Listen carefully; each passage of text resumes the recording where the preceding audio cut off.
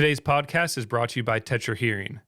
Tetra Hearing isn't just hearing protection, it's hearing perfection. You guys seen many specs around? Yeah, they showed up. We Already? started seeing them yesterday at our place. Snows? No. No Well, snows? there was like 800 snows that stayed in the valley. Okay, I this year. heard that was a rumor, No, it's- partially true. No, and then it's Sac somebody Refuge, right? Sac, Delavan, Oh, and Yolo, Delavan. and they even went down to the grasslands. What's the They- thought on that? Sick and didn't fly, or Yeah. wanted to stick AI. around? They collared a lot of them. Oh, really? Yeah, transmitters, but they tested the ones they caught, and they all had antibodies for high path AI. So Any of them nest here?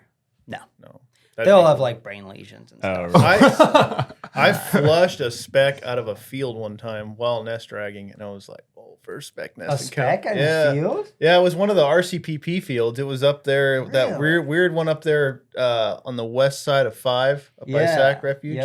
Yep. And no nest, but Hmm. there was some specs using like the freshly flooded rice to the north, and we flushed a single out of the field, and I was like, Yeah. "Oh, here we go," and then Yeah. no, nothing. So if you shoot a collared snow, make sure it wasn't. Well, one they of those didn't birds? call. They didn't collar. I don't think they collared any of the AI ones. They just caught them and banded them. Oh, I thought okay. they collared some of them just because. I mean, Maybe I I heard. don't 'cause think they- so. just 'cause Just they because, could like, have? maybe they Oh. did, but I mean, like 800's one or two. Yeah. Just because it's like they're gonna die. Where'd What, they you follow know? the water around? Because isn't everything dry up pretty much? No, Sac's got a couple summer good water. summer water units Yeah. over here. Really? Yeah. Are they That's wild. flying around? Like, Yeah. That's so They weird. said they're in terrible body condition. They're Yeah. just like scrawny and. Yeah, there was like 50 on YOLO most of the summer. Well, it'll be interesting to see if they bopping make around, a comeback feeding. now. You know, stuff's starting to get harvested and they bounce out and start hitting rice. And No, all they of a probably sudden, will. yeah, Yeah. somebody's going to shoot one of those birds in Canada in 3 years and be like, oh. But it's like growing. The first year, like I think 3 years ago was the first time they saw it, and there was like 80 or 100 on Sac, and then it went to like almost 400, and then this year it's like almost 1,000. But it's not. that's a lot. That's a 1,000 lot. Like, snows yeah. in the valley. But it's Yeah. not a habitual thing. It's they're being forced to because they can't make the trip back. That's what- that's what we they're think. thinking. That's what we think. Interesting. Yeah. So Until do, they show up on all the golf courses. do you imagine? Yeah. No, It'd be wild. that would. But they're colonial nesters, so it's not like honkers where they're gonna do like onesie twosie. Yeah. So it's like where would they set that up? You know, Sac Refuge. and who Yeah. would let them do that? Like, you know, They'd let them do it at Sac, I'm sure. think? Oh yeah, they would just. I mean, I can't see them like purposely putting destroying a it. stop to it. Yeah. Well, it'd be interesting to see if they all get healthy, and then 1 year there's just nothing again. Right. They all migrate out Yeah. because, like you said, there's been more and more every year. But Right. is it due to Right. Are we establishing a new pattern, or is it just that'd be like crazy? Yeah. Yeah, pretty wild. There's got to be. I imagine a few specs too that people just don't notice that stick Right. around like that. Well, down in the Delta. I was gonna say there's people been- claim in the yeah. Delta Oh, there's really? more and more Mhm. sticking around. Yeah, there's like a group that have hung out, and you'll see them like boating around in the summer. They'll be Really? flying around. Yeah, I've never seen that. but yeah, you never know. Never know. Strange. Cool. Well, we have Luke Matthews with CDFW. He's the Nesting Bird Habitat Incentive Program Coordinator. Woo, mouthful.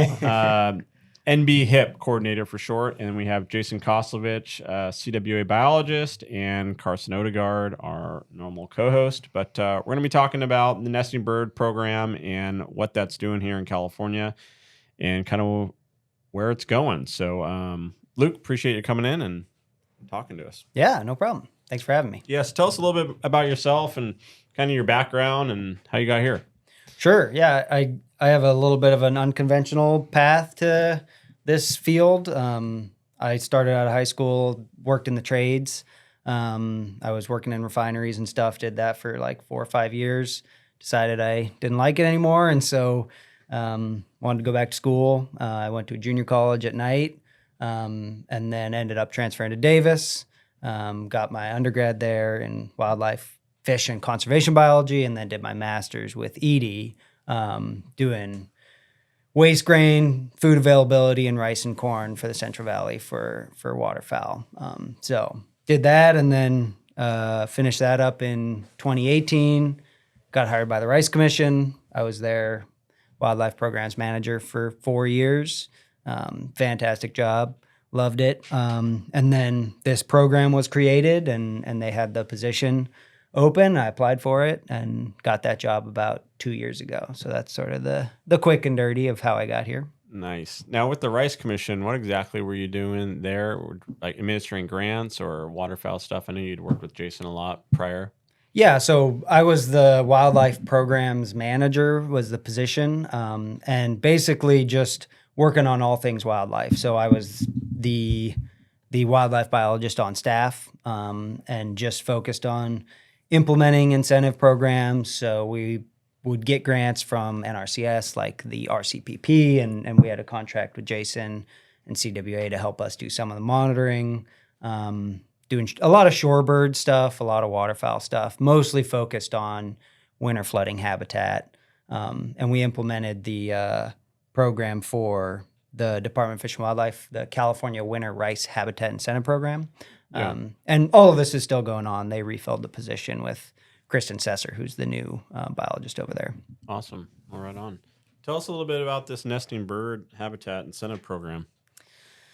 Yeah, so I mean, I don't know how much you want to know, and All of it. all of it. Okay, The fine details. fine details. All right. Well, so the program was created back in 2018 through legislation, and it was really created to help address the alarming trends of declining mallards, largely in California, as well as gadwall and pheasant. Our local breeding birds here.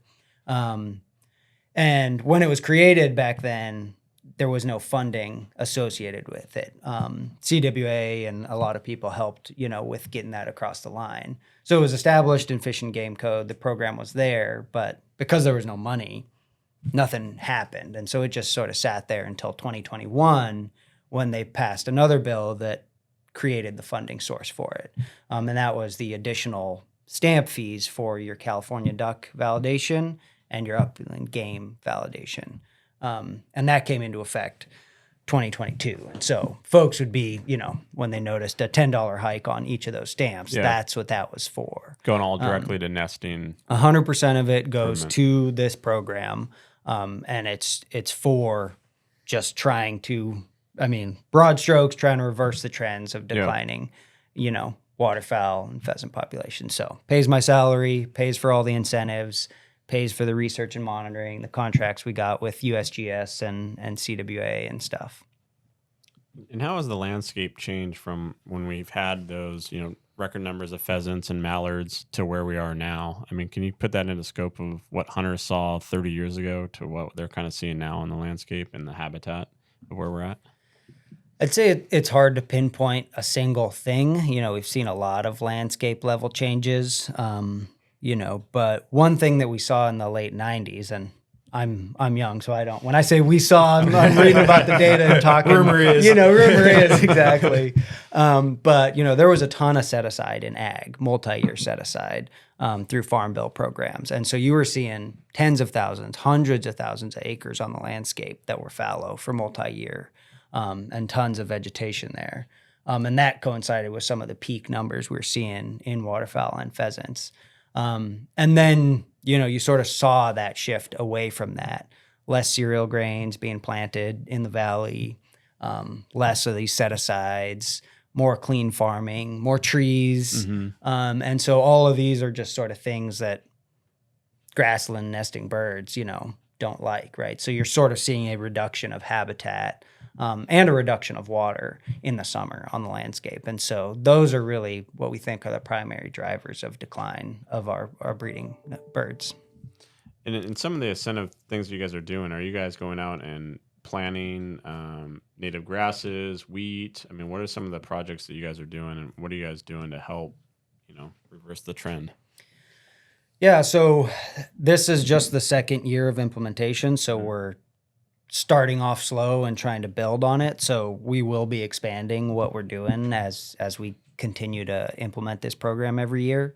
The first year we just did private land incentives with farmers. It was the fallow ag and delayed grain harvest, delayed wheat harvest. And so that was sort of an easy, those programs were already established. And so just sort of plugging in and running them with CWA.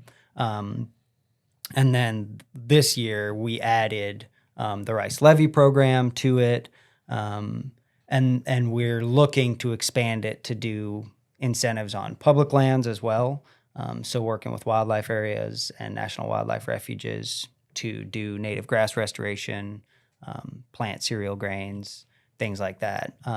And we hope to expand it to do more of that stuff as well on private land. So native are grass these restorations, things like that. monetary incentives you're saying, where it's like, hey, if you guys go do X, Y, and Z, we'll provide you with these funds? Is that the incentive part of it?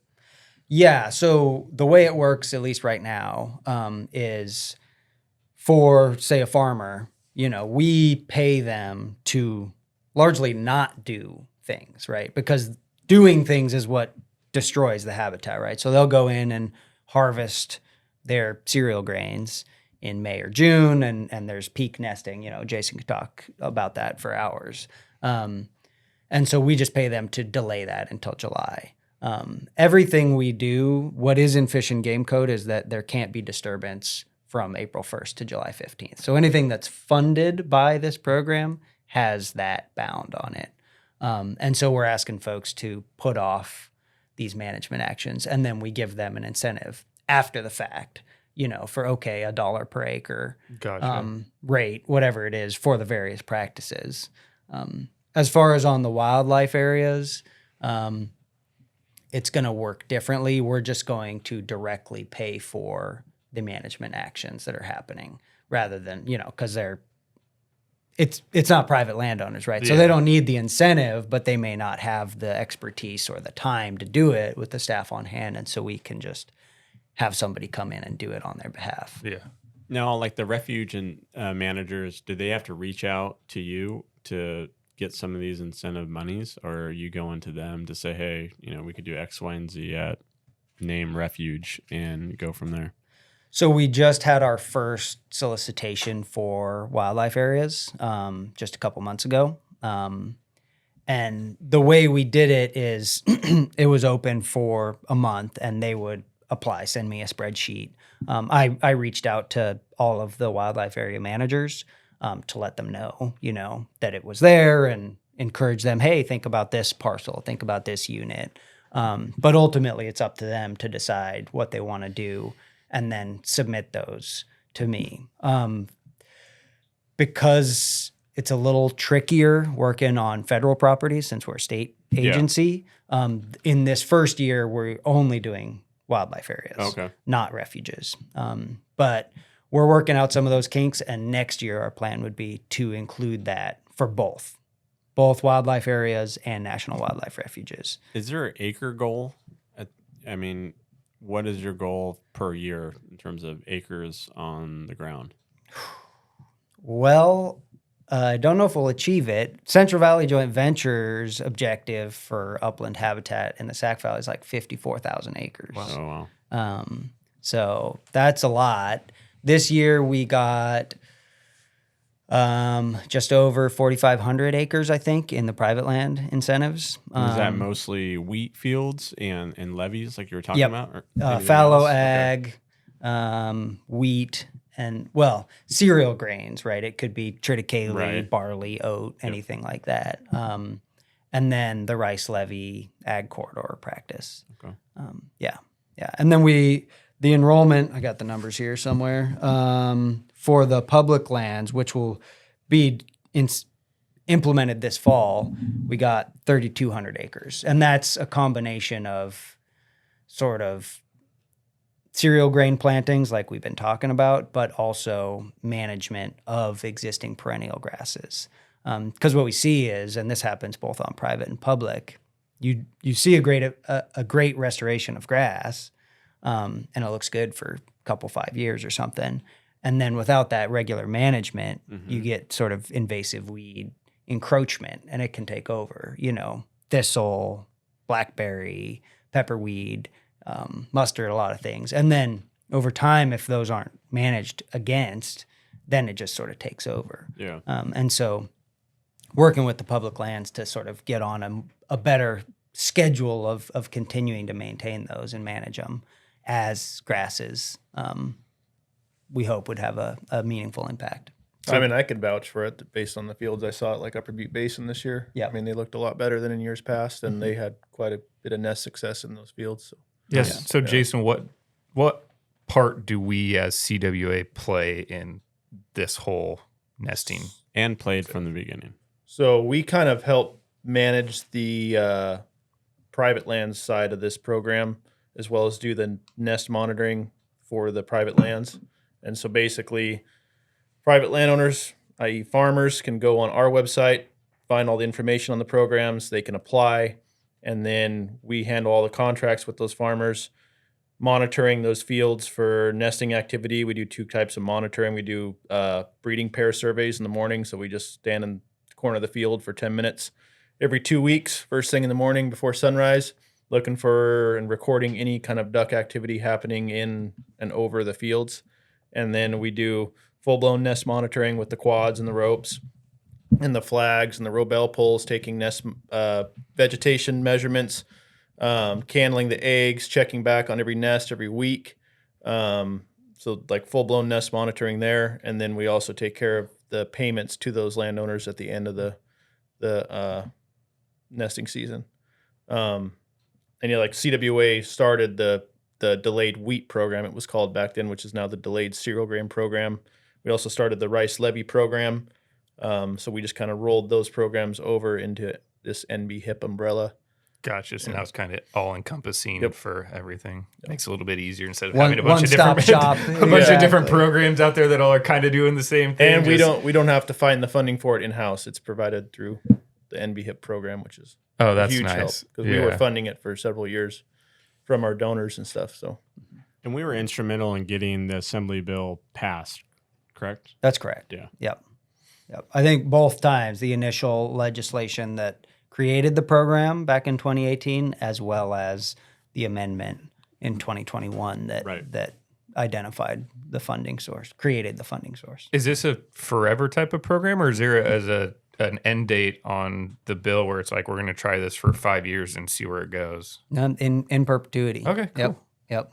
So, I mean, anything can be changed. Yeah. But Yeah. it is set up so that it's a perpetual funding source. Okay. Yep. Are they doing any studies for the actual bird numbers that you guys are seeing in the field to see if it has a positive or negative impact on the populations other than, what we're doing? yeah, so like CWA is doing the nest monitoring on the private land stuff. USGS is doing nest monitoring on the public land stuff. And then we take all kinds of, this data entry form that we use is pretty intense. I mean, we record every single egg, the incubation stage of every single egg. If the nest gets depredated, you make a map of where all the eggshells were and how much the nest material was displaced. It's pretty intensive. And all this goes to USGS. They have a huge database. They've been nest monitoring in California for years, and they have a huge database of all these numbers. And so then they can go in and look at the effectiveness of this program as far as providing habitat and creating ducklings. Interesting. Yeah, so we really want to have good data on, how these programs are having an impact, right? Yeah. We don't want to just go in and just do it Do and it and assume, say, right? I hope it goes well. and so, but with that, what that means is we got to spend a bunch of money on monitoring. And so on the front end, we're going to be dedicating a lot of these NB HIP funds to monitoring, right? Through agreements with CWA and USGS, because we want a lot of the data on nesting waterfowl is pretty old in California.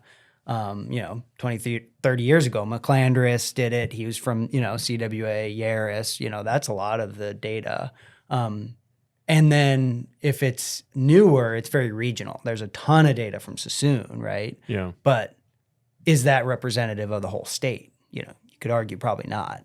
And so we want to really get a new baseline of data when we start. So we've got, with USGS anyways, a 5-year agreement for them to do 4 years of intensive monitoring on the public lands and private lands with CWA, and then a full year of just analysis, right? And see, okay, what are we seeing? Which of these practices that we're rolling out are having the best sort of return on investment? And then we can use adaptive management, right? We can say, okay, well, the data says these are having a pretty good impact and these aren't, right? Well, let's stop doing these ones because they're just sort of wasting our money.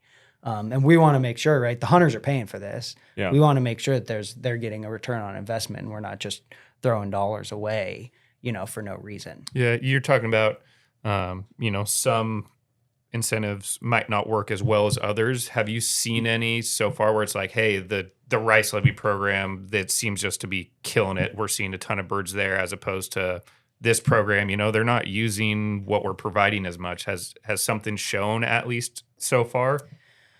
Well, what we have seen, I would say, sort of bigger picture is from the monitoring is that the stuff we're monitoring on public lands has had way higher nest densities and nest success than the stuff we've seen on private lands. And that's already caused us to sort of be adaptive, right? When we came into this 2 years ago, we weren't planning, although we're allowed in Fish and Game Code to work on public lands, our intent was to mostly work with private landowners. But after the first 2 years of data, we're like, man, it's really showing there's a ton more nesting effort and nesting success on the public lands.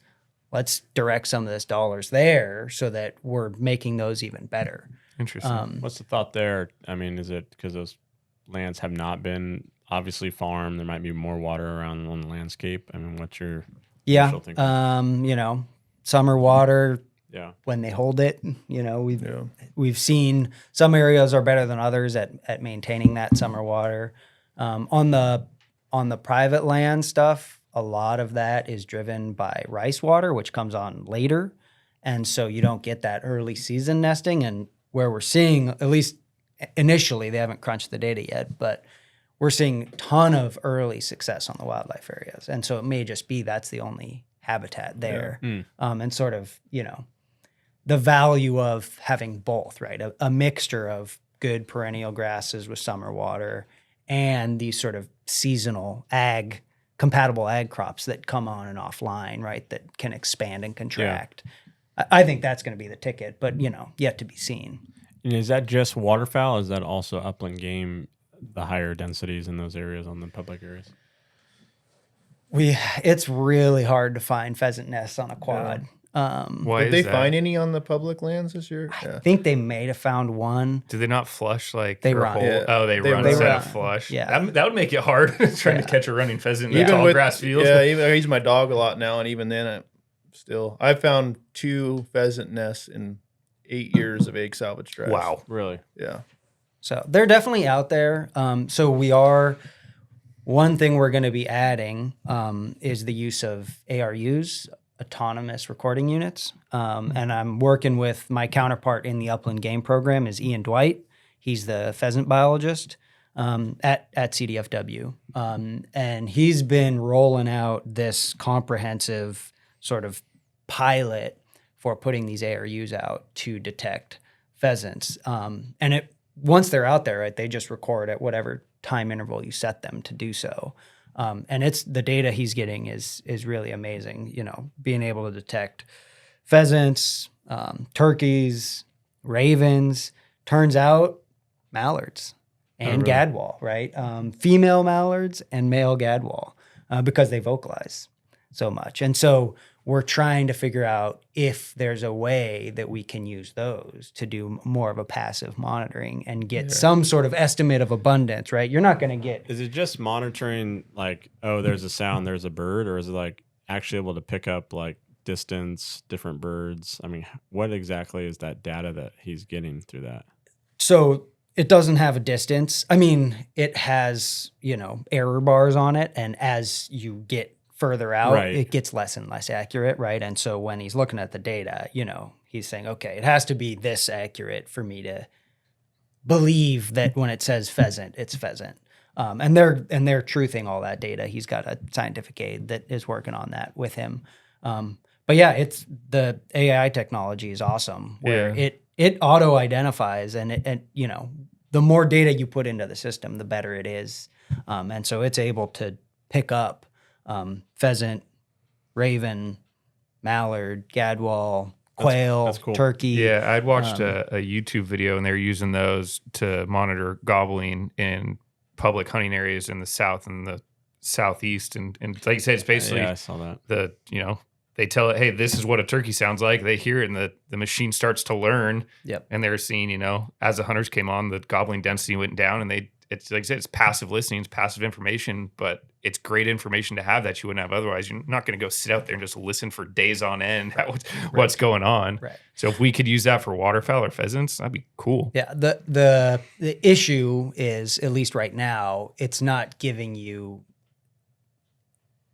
abundance, right? It's not giving you a number. It's just sort of relative presence, right? It can differentiate this but, mallard from that mallard. Right. If there's 10 mallard calls, is it one mallard calling 10 times, or is it 10 mallards calling once, But Ian is one of the smartest people I know, so he'll figure it out. There are ways, right, to sort of crunch those data. We're trying to do the same thing with that breeding pair surveys in the morning, because that's a lot less intensive. And part of the problem is with like the delayed wheat program is most farmers don't want us dragging ropes through their wheat field. And so how do we know how many birds are nesting in there? You really don't. So in every field that we do the full-blown nest dragging in, we also do those morning surveys. And then in hopes in 4 or 5 years, you can crunch those numbers and see, like, if you see X amount of birds over the field, does that mean there's X amount of nests in the field?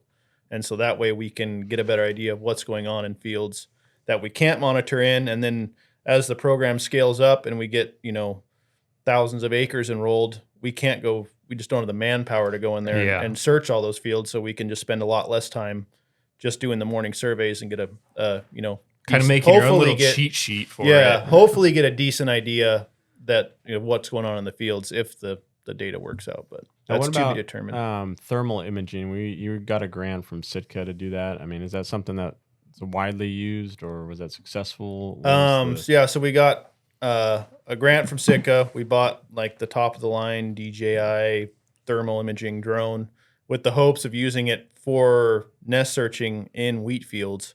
And we tested it out. We flew over a bunch of already marked nests that we had in fields in NB HIP, just to see if we could see the hen. We know that she's there, hover over her, use the thermal imaging. We could not see the hen. We did flush some hens off the nest, but we could not see her until she lifted off. We did find one nest haphazardly, but it was using, this drone's got like a giant spotlight and it kicks on when it lands. Well, we figured out how to turn it on and leave it on. And we just flew the field super low with that spotlight on, and we saw a hen and she flushed. That's got to drain the battery pretty quick, though. Yeah. And so we're still going to keep trying it. So what's the issue? The thermal signature isn't strong enough to get picked up? Or? Yeah, so like the temperature of a hen's back is like a degree warmer than the ground temperature. So it just looks like any other warm spot. And you're flying over these fields and they're not perfect, right? And so you get little holes and patches in them. And any little dirt clod or whatever out there that's holding heat shows up bright red. And even though it's, because it's so sensitive, it's only a degree or two warmer than the rest of the field. But it just blends the nests in so well that it's hard to see. Once she flushes off the nest shows up as a hot spot. But she's been insulating it so well that when she's sitting on it, you can't see it. And we're flying this at like 2 a.m.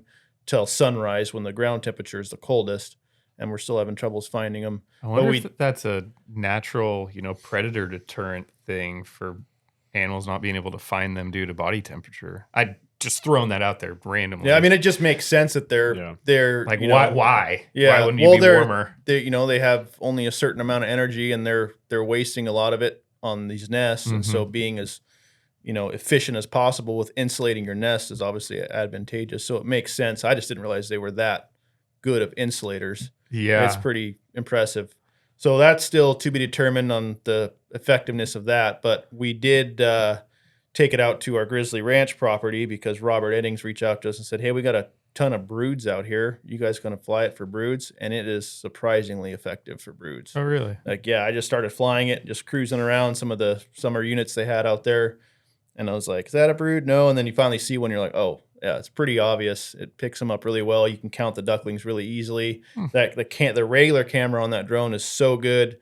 Like when we flew over some existing nests, during the daylight, like we number each egg so we can keep track of that. You can zoom in and read the numbers on the eggs. Wow. And so like you can zoom in on those ducklings and see exactly how old they are, mallard to gadwall. I mean, it's pretty impressive. This year? Yeah, that was this year. Yeah, there was a bunch out Yeah. there. Yeah, we only flew for like an hour and found 4 or 5 broods out there. How high are you flying that drone at? It was like 150 feet. Oh, and it can just zoom all the way down in. Oh yeah. Wow. Yep. How many nutria did you see? None. Actually, the reason we didn't find more broods is because the nutria trappers were out there, and so all the broods were kind of in the vegetation and harder to find. Oh, gotcha. But yeah, no, it's really effective for broods. So maybe that's something we could use it for in the future too. I mean, in evaluating flooded rice fields or brood units next to some of these NB hip fields, just doing kind of a bi-weekly, survey with the drone to evaluate. There's got to be some good use for it. For at sure. some point. I mean, You gotta they're figure it doing all out. kinds of studies with it in the prairie pothole region. Yeah, I was going to say Kevin Rangelman, who's he's the replacement for John Eady at UC Davis.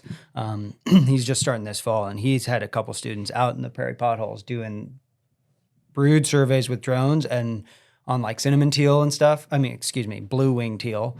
And they're like capturing them, putting bill saddles on, and marking them with bit tags. And then they can go out and they can use, they put a VHF telemetry on the drone so they can actually find the hen. Oh, and then wow. they can zoom in and they're finding, it's like, they're using that for like a correction factor. But it's like 95%.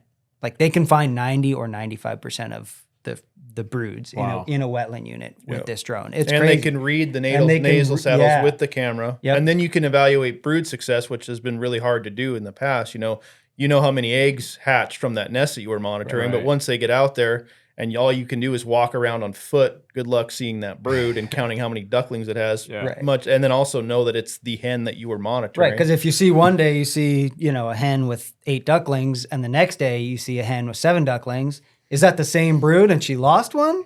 Is it a different brood? Yep.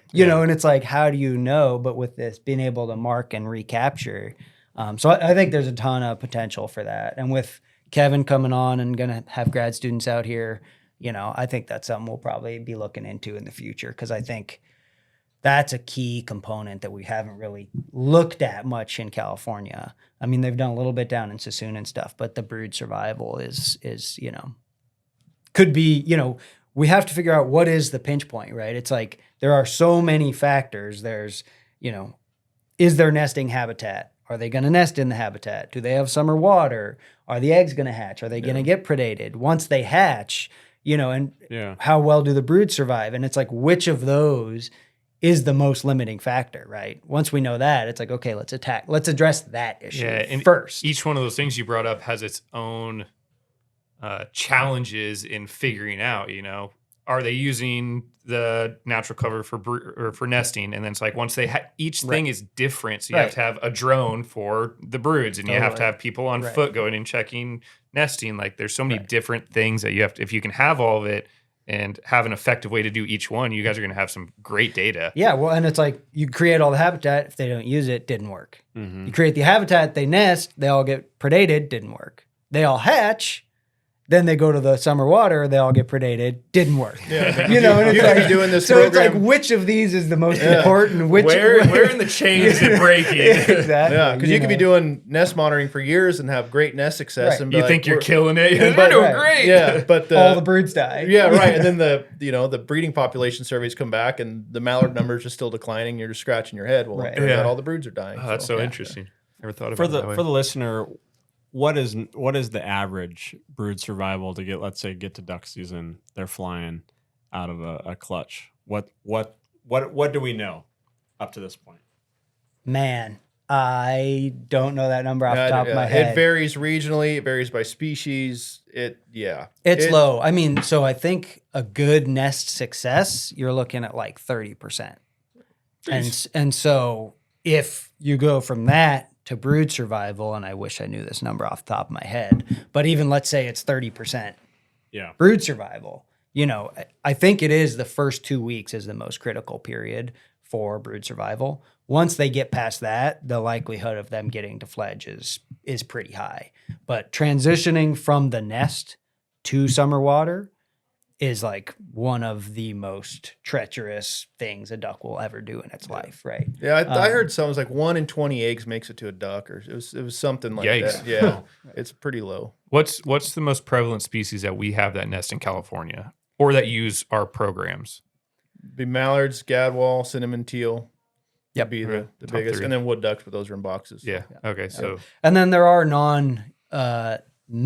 I mean, you got pheasants, but then there's other species that nest out there a lot. You get turkeys, American bitterns. do you ever see something out there? You're like, what is this nest? And it ends up being like a scop or something just totally random. No, occasional pintail nests. We did have some mysterious pintail ducklings show up at our egg salvage facility this year. Really? Yeah, the manager was like, "I think they're pintail. You'll figure it out when you come and ban them." And I walk in the pen, I was like, "Yeah, those are pintail. I don't know. Wow. They must have came from a field we searched, but when you're driving and flushing hens, it's hard to tell exactly what it is. A lot of times you're so focused on where she lifted off from that you're not like trying to identify the Because you hen. just figure it's a mallard Yeah. or a Right. gadwall. And And it's brown duck flying away, you know. Yeah. And Oh, then- it's a duck. All right, let's go get the and eggs. to an untrained eye, a duck egg's a duck egg. You got to Yeah. see like a pintail egg is very similar to like a gadwall egg or a mallard egg. And so unless you've seen a lot of both, you would just be like, oh, that's just kind of a goofy looking mallard nest. And you just throw them in the cartons and keep moving. So They hatched out this year and you guys yeah, banded I them. think 5 of them made it. We released 5 pintail ducklings. You guys don't get any shovelers? I know they used to find a couple shoveler nests Every once on in a while, Sassoon yeah. and stuff. Yep, but every once in a while, get a shoveler Yeah. nest, a cinnamon teal nest here and there. Yeah. Always a handful of gadwall, but nothing too crazy. I'd say, well, you say that, but probably most of the listeners have never seen a baby American bittern. That thing Oh, looks yeah, like a they're crazy. freaking pterodactyl. it is the weird, and they like hiss at you, and they Oh, like yeah. lean back. They're weird looking creatures when they're babies. They got all this like hair sticking out. Yeah. That, Brian had a funny description for them. I forget, like punk rockers or Yeah. something. But yeah. They got little mohawks, Yeah. and they're pretty wild. That's funny. Are you able to say how much money is available? Like how much money are hunters putting towards, habitat on this specific program? Yeah, I mean, we got a pretty good idea. I mean, it's going to change every year, so it's directly tied to stamp sales of the upland game bird validation and the California duck stamp, right? So any viewer can go online to the CDFW website and find out how many validations were sold. Multiply that by 10, right? So on average, it's about $2 million a year. Nice. That generates this program. That this program generates, right? So it's a good chunk of change, right? Yeah, no, that's great. And so we're able to dedicate quite a bit of money to habitat on the ground, right? And as we prioritize stuff, right, we can start to hold money aside if we want to do bigger projects, like do a big native grass restoration somewhere, right? Maybe it's going to cost $4 million, right? You can say, okay, let's start holding some aside and save up so that we can do this big project and make a big difference, right? Versus doing small stuff all over the place, or we'll just have to decide. Yeah, one of the things we've been talking about within CWA is doing like a breeding hotspot. So buying a chunk or managing a chunk for summer water and like a big chunk, couple 100 acres, and then managing or enrolling the surrounding ag lands in this type of a program to promote nesting and just kind of Make it a giant duck factory. Right, exactly. That's awesome. Basically a lower Klamath, but in Sac Valley is what we'd like to see. Waterfowl production area. Yes, is exactly. what they're talking about. That's cool. Should be cool. They have like designated waterfowl production areas out in the prairies, and so it's like, is that something that could be replicated So this out program here? could potentially purchase something like that, potentially? Or is it like very restrictive on the funds? I've never thought about that. We've not considered purchasing land. That's pretty costly. And so we have flexibility, which is what makes this program awesome, right? We can adapt and change this to do what is going to have the biggest sort of return on investment and help increase waterfowl numbers. I'm not sure that buying land is going to be really $2 million isn't going to get you very much when you're talking about buying land. You know what I mean? And so we've been focused on annual management practices, right? Or doing grass restorations on properties that already exist, right?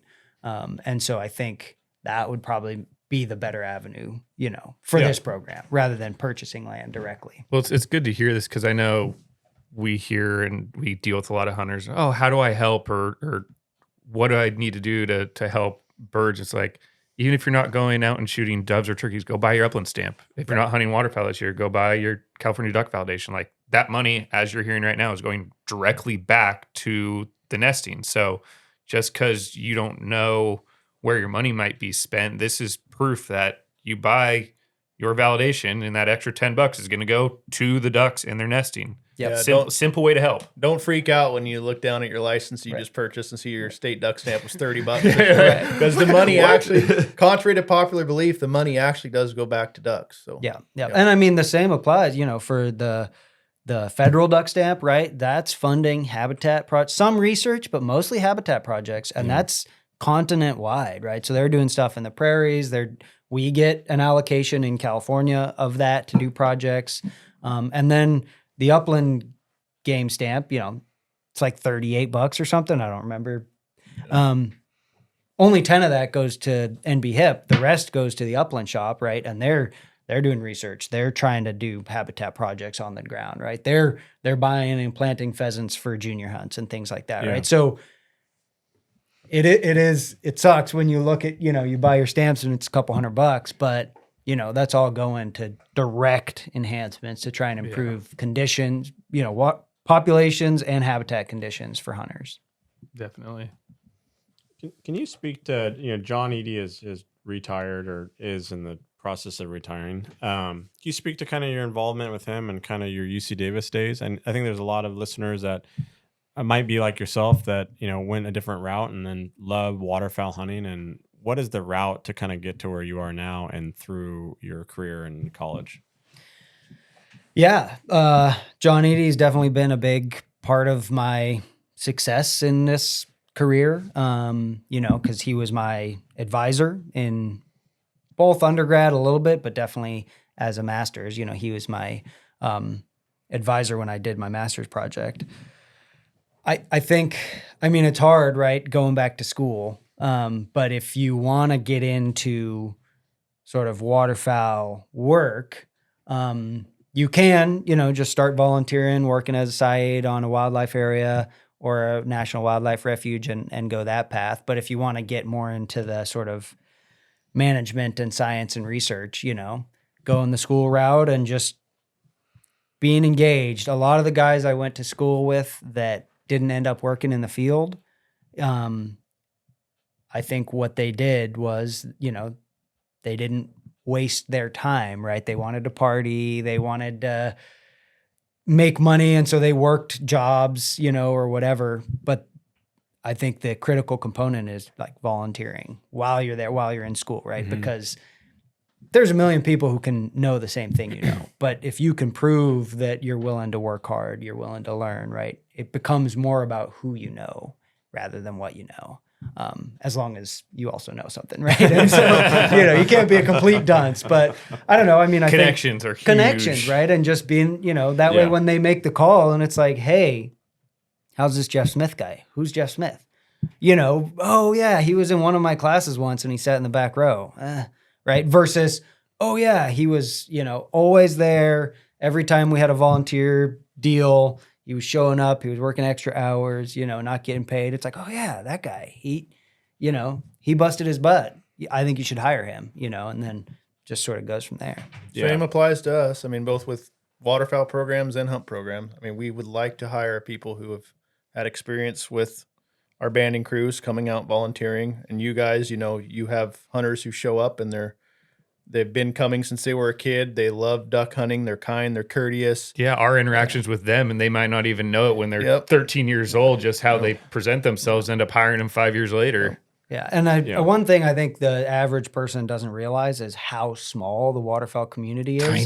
Tiny. Both in California and nationally, right? And so it's like just getting in, if you're a CWA tech, right?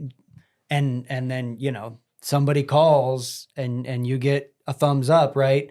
You can just continue to get more references And pretty soon it's like you got connections in Mississippi, you got connections out here. All the Fed and state agencies work together pretty closely, whereas the other side of that is you don't work that hard. You show up late all the time. And then once you got that black mark, everybody knows everybody. And so it can be hard to shake that. Yeah, You know what I mean? I think all of us on this table have seen it both ways, where the person's like, probably not. And the other person's like, we need to hire this person. Totally. Yeah. Yeah. There's been both sides of that coin where, someone calls you or whatever. And Right. what about this person? Never heard of the person. Said they volunteered for you. I don't even know their name. Right. Yep. So. Yep. Luke, are you a hunter yourself? I am. Yeah. Born and raised hunting or later in life? Yeah, I'm an adult start Okay. hunter. I didn't really start hunting until I was in college, actually. Started with some big game hunting. You went big game first? Well, small game, squirrels, rabbits, Yeah. Deer. Deer in California, if you don't know what you're doing, it's pretty hard. So it was mostly hiking around and shooting squirrels. But yeah, and then when I moved to Davis, is when I started waterfowl hunting, because I was like, man, what is this YOLO place? Yeah. Why are there so many ducks? Did you go to Davis for the waterfowl program, or was that an afterthought? No, once so you I got into duck hunting. I went for the wildlife, fish, and conservation biology as an undergrad. So I knew I wanted to do wildlife things. You're a fisherman or just outdoors person? Just outdoors guy. Okay. Yeah. Just say, put me in the outdoors. I don't care what it I mean, is. I grew And up camping and fishing, and I mean, I hunted a little bit, like BB guns and stuff as a kid. Mm-hmm. But my dad's not a hunter, not really a lot of hunters in the family. And then once I got into Davis, I started sort of realizing where the job opportunities are and things like that. And so it was really more an opportunity, a door opens and you walk into it. Yeah. I wasn't like a hardcore passionate waterfowl hunter my whole life, right? It was sort of, I was getting into waterfowl hunting. I loved waterfowl. And the opportunity was there. So I got into it. But I'd say I'm a pretty avid waterfowl hunter now. Hunt most of the wildlife areas and refuges, do some big game hunting out of state. So I've dedicated a fair amount of time to it.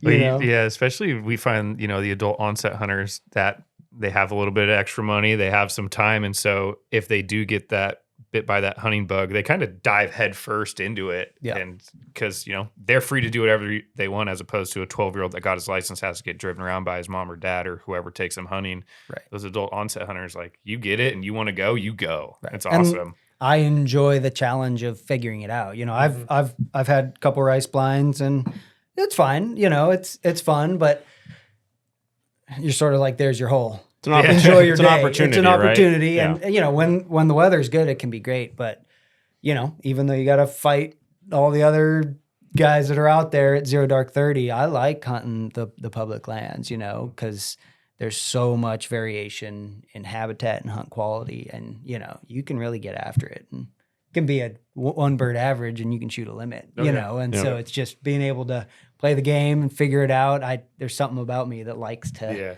do that. No, it's very satisfying to be successful on public ground. It just feels different, right? Yeah. What was your first experience hunting YOLO like? Oh man, it's just so Trials and intimidating. tribulations. So intimidating. I mean, you go out there and it's like 3 o'clock in the morning, and you don't even know you got a lottery number. You don't know if you can get on with that lottery number because nobody's told you what the cutoff is. And then you just wait out there.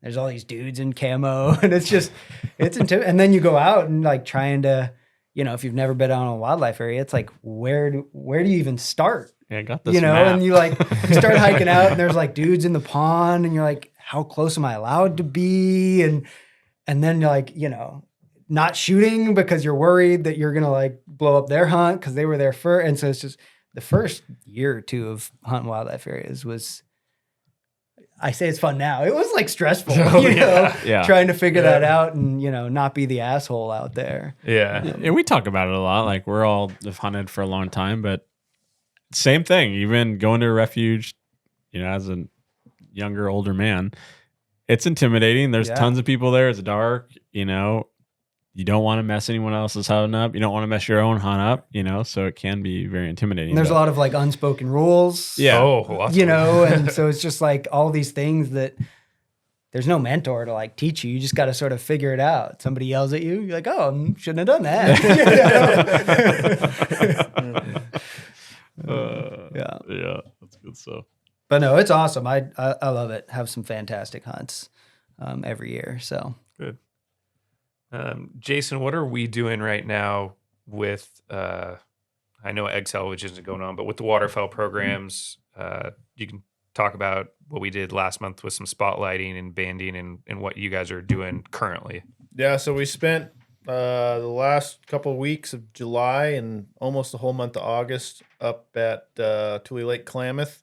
CWA's got a contract with the state to ban mallards, so we were targeting mallards. We did run some swim-in traps and Sump 1B up there, which weren't that the molt was kind of early this year, and that's really where those swim-in traps shine, is when you get molting adults that are flightless and kind of stranded in a certain wetland, and then you throw some bait out and they're pretty hungry and can't fly to go get food. So those swim-in traps work really well, but the molt was early, so by the time we got up there, and we were delayed a little bit because there was some concerns with high path bird flu in that area. So we got delayed. By the time I got up there, the molt was kind of coming to an end. So those swimming traps didn't work that well. We ran them for a couple weeks, caught 40 or 50 birds, ended up pulling them. And then we just helped out 2 nights a week with the refuge crew, spotlighting. And that was extremely successful. There was a ton of ducklings up there, and that's really where the night lighting shines, because you get a lot of dumb little ducklings and you shine a light in their eyes. They just kind of stare towards the sky and you run up on them and scoop them up. So we caught, I haven't seen the final numbers yet, but I think it was somewhere between 6,000 and 7,000 birds in, I think, 8 nights. Wow. So almost 1,000. That's busy. Yeah, almost 1,000 birds a night. It was the best I've ever seen it. We had 3 nights over 1,000. So Jeez. it was pretty good. And then now we've transitioned to targeting pintail down here in the valley with rocket nets. We're off to a slow start. The places that wildlife areas are putting water are not areas that we've typically caught birds, although they're starting to get water in the good areas now. And by that I mean, like, there's certain islands and roads and stuff that birds like to stand on where we set our nets to catch them. And so if you put water in spots that don't have room for our nets, it's obviously there's no way we can catch them with rocket nets. So we just put out a new net last night. Once we're done here, I'm gonna run up and look at it and hopefully pop that sucker, get on the board, catch some pintail. The first ones. But yep. And it's still early. I mean, it always starts out slow. We always get worried. And then by the time we wrap up right before duck season, it's like we're shooting nets every day and it's pretty easy. So yeah, they stack in pretty good. Yeah. And then, we haven't really gotten a huge push of birds yet. There's definitely a lot of pintail around, but not like there is, October 15th. So Yeah, I saw our first widgeon yesterday, and then specks at our place. But yeah, the pintail have been there for weeks now. Yeah. But A lot of teal too in the valley right now. Yep. I've been seeing. Oh, nice. Lots of mallards, lots of gadwall. Yeah. With AI kind of ticking up, is there anything that the hunter should do to protect themselves or like their dog, and what should they do if they do find birds that look like they have AI? Call somebody, don't touch them. The state Fish and Wildlife, you guys released like a protocol as far as like their recommendations on what to do. I mean, I would just say be cautious. If you shoot a bird and it looks sick, I wouldn't recommend eating it. And if you do, cook it well done. You can tell a lot of times if it has bird flu. Look at its eyes; their eyes will be blue. Oh, that's creepy. One of the side effects is that they go blind from, I forget the name, some kind of like corneal something. But they do go blind. So like if you see those snow geese flying around in circles. I was going to say, is that when they go in circles? Yes, because they're blind and they can't see anything. That's got bird flu. So just be cautious around stuff like that. Wouldn't let your dog go run around picking up all the dead ones you find in a rice field. But overall, I'd say, I mean, I haven't heard of any issues. We've had this high path for 2 years now, and nobody in my circle of friends have had any issues with it. So yeah, and I mean, I would also just be cautious of finding birds. Sometimes you'll find a wounded bird that's still alive, and Yeah, your dog dives into a tule pouch on your walk Oh, out. so many times your dog comes out with a bird, and you're just like, well, why did this die? It looks fresh, and there's been times I've kept it with the AI and botulism stuff going on. I just wouldn't, sort of like he's saying. When in doubt. I wouldn't risk it, and it feels bad. You're like, the bird looks good, but, and if you didn't see it flying and being normal, I'd be cautious. But I'm sure there are protocols that we have, but it's probably going to be along the lines of like double bagging and PPE and all this stuff. Yeah. That's like probably not. Call the SWAT team. It's like wearing different shoes in your plucking room, stuff like that. Like, who's going to follow that? Not really anybody. Right. So I would just use common sense, really, and I think you'll be just fine. I mean, I guide and handle a lot of dead birds, and then band all year long and handle a lot of live birds, and we're popping them and digging around in their cloaca. And pulling them out of crates where they're stacked on top of each other. You're fine. You're immune. Yeah, more I probably had it a couple times. And no issues. So just use common sense, and I think everybody will be all right. You're going to be the bubble boy. We're going to be testing you out. Yeah. I'll be patient 0 or whatever. That's good stuff. So Jason, how could local farming communities work with hatcheries to help support what you are doing and educate people on waterfowl and help conservation? The biggest thing is just if they see, if they have a field and they think there might be some nesting birds in there, they're going to do some mowing or tillage or whatever, just give me a call. My contact info is all over CWA's website, and we can arrange to get out there and search the field or just swing by and pick up nests. I can bring you egg cartons beforehand. We just try to make it as convenient as possible for the farmers to get those eggs out of the field. So whatever they want to do, we can accommodate pretty much. And then, for all the farmers that have been enrolled in the NB HIP program, spread the word. We've had nothing but good reviews about it and how easy it is. And so hopefully, the more the merrier. We want to build this program. So Luke, any big deadlines coming up that private landowners, farmers should be aware of to get their applications in? We haven't set the date yet, but we'll do the solicitation for the private land stuff sometime probably late winter, I'd say. It's usually when we do it, December, January. we'll do the rice levy stuff in October. Rice levies. Yep. And then because the way that program works is you can't touch your rice levies between December 1st and July 15th. And so if the farmers do want to mow, burn, re-ridge, do whatever to their rice levies, they have time to do it post-harvest before the ground gets too wet to do any work. So we try to do that in October. Okay. Yep. Let them plan their season out. Yep. Another thing I think, for folks to think about, and this might be more on the wetland side of things, most duck clubs, they're managing their properties for seasonal irrigated wetlands, which is great. There's a ton of food production for wintering waterfowl. One thing that's pretty limiting is summer water, right? Absolutely. And that's going to have an impact on breeding waterfowl pretty heavily. And so, if there are opportunities on a club, to have more summer water. And when I say summer water, I'm talking about flooded from April 1st to August 1st, more or less. And I know you get tule growth, you get, weeds and different stuff you got to deal with. You got to go in and disc, but it can be tremendous, and you can see tons of broods when you have these on the landscape.